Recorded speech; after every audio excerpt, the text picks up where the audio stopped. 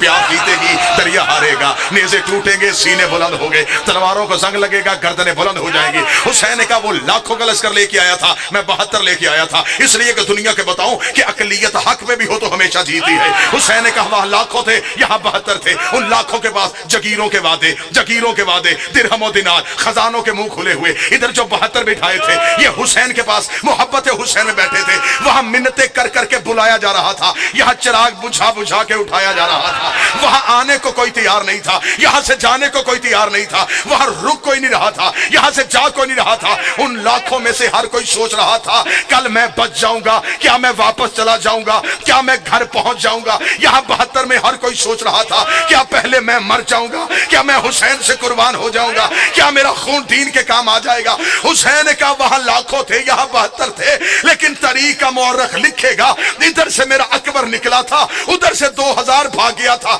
इधर से मेरा कासम निकला था, उधर से 3000 भाग गया था, इधर से मेरा औन आया था, उधर से 5000 भाग गया था, इधर से मेरा गाजी आया, उधर से 10,000 भागा। हुसैन का तारीख लिखेगी वहां लाखों में हजारों भागे, यहां 72 में एक भी नहीं भागा।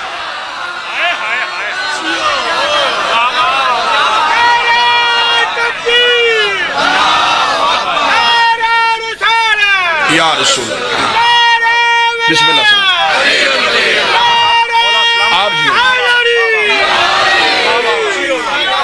हुसैन ने बताया, हुसैन का यजीद तो लाखों लेके हक मिटाने आया था, लश्कर से हक नहीं मिटता। जुमला दूं, हुसैन ने कहा तेरे जिंदों की फहरिस्त भी नहीं होगी, मेरे मरने वालों की भी फहरिस्त। क्या बात है, तेरे लाखों में किसी को नहीं पता होगा कि कौन कहां गिरा, मेरे हबीब की भी जर्री होगी। जहां जौन गिरेगा मैं उसे भी खा के शिफा बनाऊंगा। जमाने ने हुसैन के हमले को समझा ही नहीं, मिंबर पे भी यही पढ़ दिया गया हुसैन लाखों के मुकाबले पे तलवार से तलवार नहीं टकराई थी, फिक्र से फिक्र टकराई थी। हुसैन ने नजरिए की धार से यजीदियत के गर्दन को काट दिया। हुसैन ने बताया जिस मरते हैं फिक्र नहीं मरती, नजरियात नहीं मरते, कौमें वो जिंदा रहती हैं जिसके नजरियात जिंदा होते। क्या बात है, वाह वाह वाह वाह वाह वाह। जिसका नजरिया कोई ना हो वो मजमा होता है, कौम नहीं होती, कौम नहीं होती। वाह वाह वाह। वो भेड़ बकरियों का रश होता है।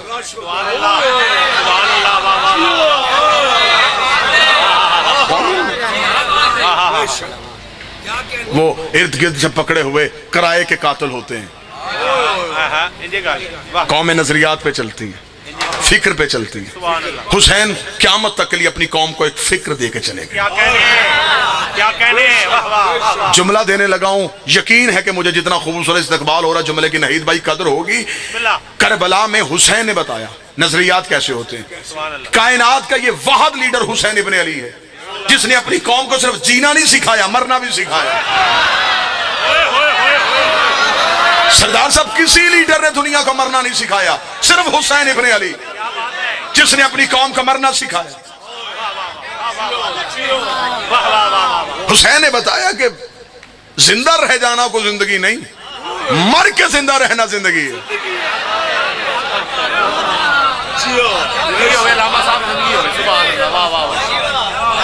इससे पहले जमाने को पता ही नहीं था कि मौत को कैसे मारते हैं।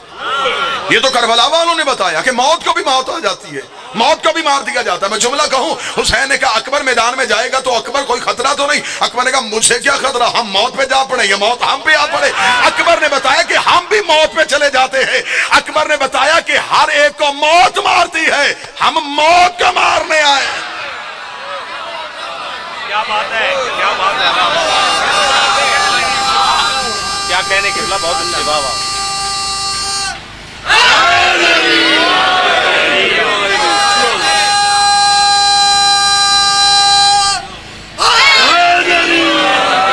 करबला के टीलों पे खड़े हुए मौत का बदन कांप रहा था।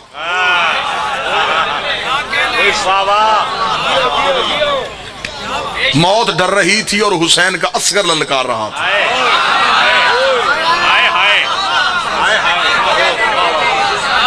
زندگی ہوئے واہ جی واہ. حسین نے سب سے چھوٹا سب سے آخر میں بھیجا.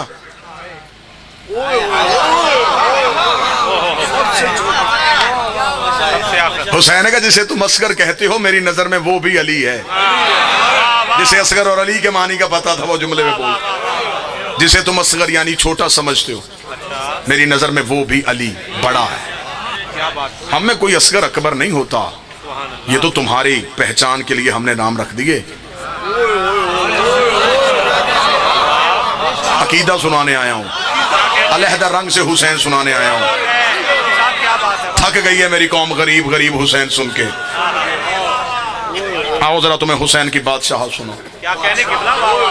یہ تو تمہارے لیے ہم نے کہہ دیا کہ یہ عباس ہے, کیا بات ہے, یہ قاسم ہے, ورنہ ہم محمد بھی ہیں علی بھی ہیں. صادق بادشاہ کے ایک باس بندے نے آ کے پوچھا, اس نے کہا مولا آپ سارے محمد ہیں, پھر کوئی موسیٰ کیوں, کوئی رضا کیوں, کوئی تقی کیوں, کوئی نقی کیوں, کوئی زین العابدین کیوں؟ سارے محمد ہے, پھر نام سب کا محمد ہی کیوں نہیں؟ امام نے فرمایا سامنے الماری سے قرآن اٹھا کے امام کے ہاتھ پہ رکھا. امام نے کہا کیا یہ؟ اس نے کہا قرآن ہے. امام نے کہا یہ رحمان کیوں, یہ آل عمران کیوں, یہ بقرہ کیوں؟ جو بول سکتا ہے وہ بندہ میرے ساتھ. فرمایا بکھرے تو صورتیں, سمٹے تو قرآن, ہم بکھرے تو کئی, سمٹے تو محمد.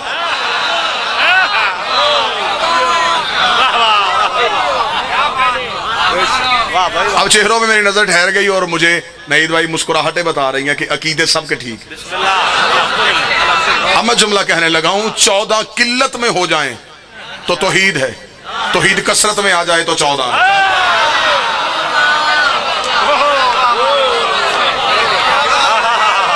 جو بول سکتے وہ بولے. یہ سمٹے تو نقطہ, ہر چیز کا آغاز ہے ہی نقطے سے. نقطے کے بغیر کوئی حرف بھی وجود میں نہیں آتا. نقطہ نیچے سے اوپر کھینچو تو الف بن جاتا ہے, نقطہ لٹا دو تو با بن جاتی ہے, نقطہ نیچے سے اوپر گیا تو پردے میں بول پڑا, بستر پہ لیٹ گیا تو محمد بن گیا. کیا بات ہے, بسم اللہ.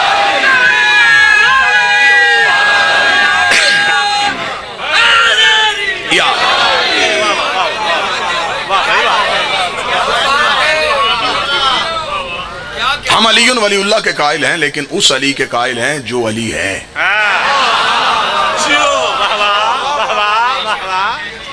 ہم جتنے بھی فضائل پڑھتے ہیں علی ابن ابی طالب کے پڑھتے ہیں, لیکن جن بندوں کی توحید خطرے میں چلی جاتی ہے ان بندوں سے میری گزارش یہ ہے موتبانہ کہ وہ فضائل علی کا قتل نہ کریں, اپنا عقیدہ توحید بڑھائیں.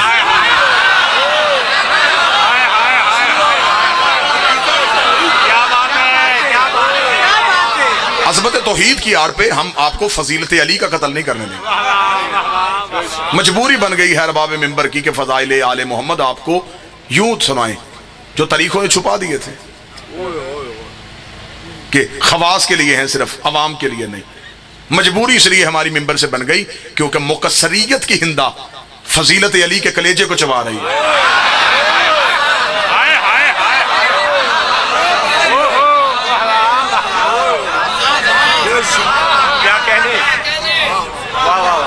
آج شیعہ ہو کے زمانہ اسے شیعہ کہتا ہے اور وہ آگے پوچھتا ہے علی کا اختیار کیا ہے, علی کیا کر سکتے ہیں. نعید بھائی میرا جی چاہتا ہے, علم عباس کے سائے میں بیٹھا ہوں, کہ میرا جی چاہتا ہے کہ جو علی کے اختیار نہیں مانتے اسے میں سامنے بٹھا کے قرآن سے ابلیس کے اختیار سناؤں. ہاں ہاں, اور پھر اس سے پوچھوں کہ اگر اللہ کے دشمن کے پاس اتنی طاقت ہے تو اللہ کے نمائندے کے پاس کتنی طاقت ہے.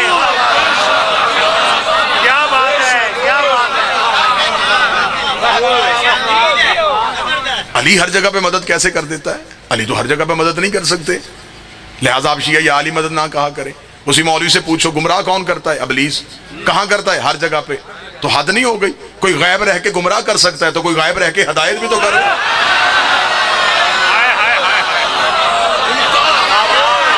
تو خلاف قانون ہے نا کہ اس نے گمراہ کرنے والا رکھا اور ہدایت کرنے والا نہ رکھا.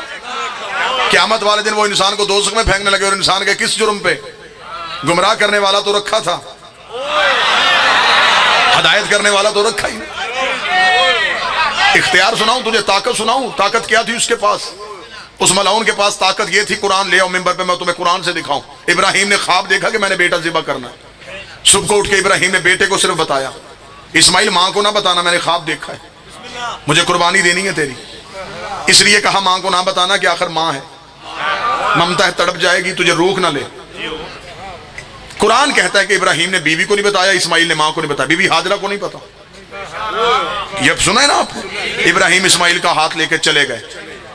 تھوڑی دیر بعد دروازے پہ دستک ہوئی, ابلیس نے آ کے کہا بی بی ہاجرہ سے کہ ابراہیم تیرے بیٹے کو ذبح کرنے گیا ہے. رکھ سر پہ مولوی کے قرآن. جس خواب کا ابراہیم نے ماں کو نہیں بتایا, ابلیس کو کیسے پتا چل گیا؟ مجھے قدردان لوگ میں نے دیکھے تو میں نے یہ لفظ شروع کیے.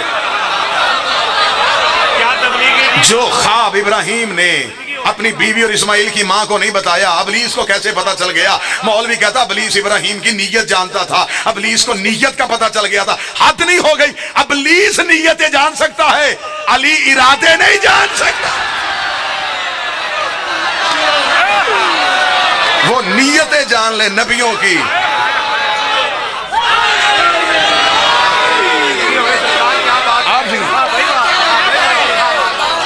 وہ نیتیں جانتا ہے, علی ارادے نہیں جانتا. ابلیس ہر جگہ پہ رہ کے گمراہ کرے, علی ہر جگہ پہ رہ کے مدد کیوں نہیں کر سکتا؟ ہزاروں دفعہ آپ کو ذاکرین نے واقعہ سنایا کہ نبی کے پاس مسجد پہ آ کے 40 صحابہ نے کہا یا رسول اللہ آپ کے پاس فیصلہ کروانے آئے ہیں. ہر صحابی کہہ رہا ہے علی افطار کے وقت میرے گھر تھا. ہزاروں دفعہ آپ نے سنایا. واقعات میں وقت گزارنے کے لیے نہیں, نتیجہ دوں اور آگے گزرو. نبی نے فرمایا تم 40 کے 40 حق کہہ رہے ہو, لیکن قسم میری عزت کی دے رہے ہو؟ جی آپ کی عزت کی دے رہے ہیں. فرمایا مجھے میری نبوت کی قسم, کل میرے ساتھ تھا.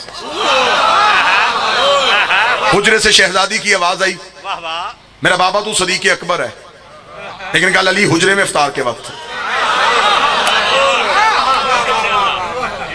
سامنے بیٹھے ہوئے ساتھیوں نے کہا یا رسول اللہ یہ کیا بات ہوئی, ہر جگہ پہ علی, یہ کیسے ہو سکتا ہے؟ فرمایا اس کا جواب میں کل آج شام کو مغربین کی نماز کے بعد دوں گا. جب رات کی نماز پڑھنے کے لیے آنا تو گھر سے پانی کا ایک ایک پیالہ لے کے آنا. پانی کے پیالے لے گئے. جی یا رسول اللہ ہم نے سوال کا جواب پوچھا. فرمایا باہر صحن میں رکھو. باہر صحن میں رکھے. نبی نے نماز پڑھائی. نماز پڑھانے کے بعد نبی باہر گئے. باہر جا کے کہا ہاں تمہارا سوال کیا تھا؟ یا رسول اللہ سوال یہ تھا کہ علی ہر جگہ پہ کیسے چلے گئے؟ رسول نے فرمایا میں جواب بعد میں دوں گا, پہلے تم مجھے بتاؤ چاند کس کس کے پیالے میں ہے؟ نہید بھائی 40 کے 40 دعوے دار اٹھ کے کھڑے ہو گئے, چاند میرے پیالے میں, چاند میرے پیالے میں, چاند میرے پیالے میں. رسول نے فرمایا اب آسمان کی طرف دیکھو, چاند ایک ہے, 40 پیالوں میں کیسے چلا گیا؟ انہوں نے کہا یہ آپ بتائیں. فرمایا آسمان کا چاند 40 جگہوں پہ جا سکتا ہے, جس کی انگلی کے اشارے سے 2 ٹکڑے ہو وہ 40 جگہوں پہ نہیں جا سکتا.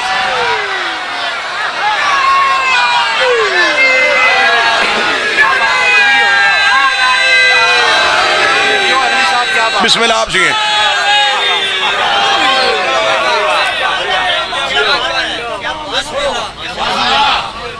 علی سے پہلے عبادت کا انتظام نہ تھا, ادب خدا کا تھا, محمد کا احترام نہ تھا. نماز قائم ہوتی تو کس طرح ہوتی, نماز قائم ہوتی تو کس طرح ہوتی, نماز قائم ہوتی تو کس طرح ہوتی. خدا کا گھر بنا دیا مگر امام نہ تھا.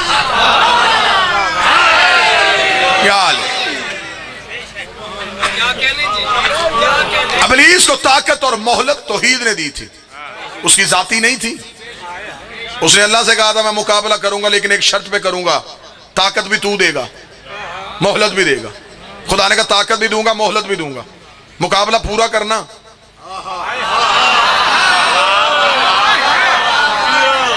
آج بندے اٹھ کے کہتے ہیں کہ علی نے بدلہ کیوں نہیں لیا, علی نے تلوار کیوں نہیں اٹھائی, حق علی کا تھا تو علی لڑے کیوں نہیں. طاقت کے ہوتے ہوئے ابلیس کو چھوڑ دے تو اس کی ربوبیت میں کوئی فرق نہیں آتا. 2-4 منکروں کو علی چھوڑ دے تو علی کی حمیت میں بھی کوئی فرق نہیں آتا.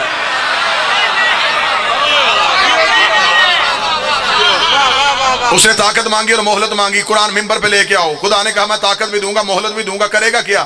اس نے کہا ایک ہی کام کروں گا, صراط مستقیم پہ بیٹھوں گا, صراط مستقیم پہ بیٹھوں گا. قرآن سے مجھے کوئی مولوی ثابت کرے کہ ابلیس نے کہا ہو کہ بندے نماز پڑھ رہے ہوں گے میں مصلی سے اتار لوں گا, یہ حج کر رہے ہوں گے میں طواف سے نکال لوں گا, یہ افطار کر رہے ہوں گے میں سامان اٹھا لوں گا. اس نے کہا میں بیٹھوں گا صراط مستقیم پہ, میں صراط مستقیم پہ بیٹھ جاؤں گا, میں دنیا کو ہدایت سے گمراہ کروں گا, میں صراط مستقیم پہ بیٹھوں گا. لے آؤ مولوی میرے سامنے, ان سے پوچھو یہ صراط مستقیم کیا ہے؟ اگر صراط مستقیم نماز کا نام ہے پھر نماز میں کیوں کہہ رہے ہو اہدنا الصراط المستقیم؟ پھر نماز میں صراط مستقیم کون سا مانگ رہے ہو؟ ہم مجھے بتاؤ صراط مستقیم کیا ہے؟ مولا علی مدکی قاری اہل سنت, کتاب کا نام کنز الایمان, صفحہ نمبر 258. اس نے لکھا مدینے کی مسجد ہی کائنات کا سچا رسول تھا. نبی خطبہ دے رہے تھے, صحابی اٹھ کے کھڑا ہو گیا. اس نے کہا یا رسول اللہ ما ھذا صراط مستقیم, یہ صراط مستقیم کیا ہے؟ ابھی نبی نہیں بولے تھے, نبی نے خطبہ جاری کیا. وہ بندہ پھر اٹھ کے کھڑا ہوا. اس نے کہا یا رسول اللہ ما ھذا صراط مستقیم, یہ صراط مستقیم کیا ہے؟ یہ مسجد کے دروازے پہ ابو طالب کا بیٹا علی آ گیا. رسول نے کہا قوم کھڑا ہو, اپنا سوال دوبارہ دوہرا. اس نے کہا مولا میں نے پوچھا صراط مستقیم کیا ہے؟ مولا علی مدکی قاری اہل سنت کہتا ہے. رسول نے اپنی دائیں انگلی کا اشارہ علی کی جانب کر کے کہا ھذا علی صراط مستقیم, یہ میرا علی صراط مستقیم ہے. اب ابلیس نے کہا تھا میں بندوں کو صراط مستقیم سے ہٹاؤں گا. مجھے ابلیس کی ذہانت کا پتہ چل گیا, یہ دنیا کو لا الہ سے نہیں روکتا, علی ولی اللہ سے روکتا.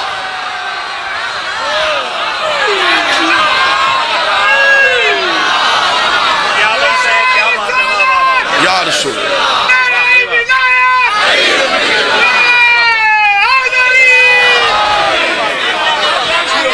یہ روکتا ہے تو ولایت علی, یہ لوٹتا ہی قیمتی چیز ہے. اسے پتا ہے کہ اس کے بغیر کچھ بھی نہیں. اسے پتا ہے جس کے پاس یہ ہے وہ ہے سرمایہ دار. اس نے کہا تھا میں روپ بدل کے آؤں گا. آج ہمیں کہا جاتا ہے کہ ابلیس مختلف روپ میں آ جاتا ہے. نبی سے بندے نے پوچھا یا رسول اللہ ابلیس روپ دھار کے آ جاتا ہے, ہمیں کیسے پتا چلے گا یہ سامنے بیٹھنے والا ابلیس ہے؟ فرمایا ایسا کبھی کوئی موقع ملے تو علی کے فضائل پڑھا کرو. رسول نے قیامت تک کے لیے بتا دیا ابلیس ڈھونڈنا ہو تو فضائل علی پڑھا کرو. سامنے والے کا چہرہ کھل جائے سمجھ لو مومن ہے, جل جائے سمجھنا بنتا نہیں ابلیس بول رہا.